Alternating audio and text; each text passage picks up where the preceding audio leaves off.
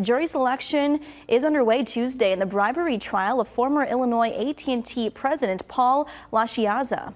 According to Capital News Illinois, LaChiazza is accused of bribing former Illinois House Speaker Michael Madigan in exchange for a law in Springfield breaking up mandating landline services in Illinois, which was a victory for AT&T. Madigan himself faces his own bribery and racketeering trial next month, alleging he pushed for jobs and contracts for his allies at both AT&T and electric utility Commonwealth Edison.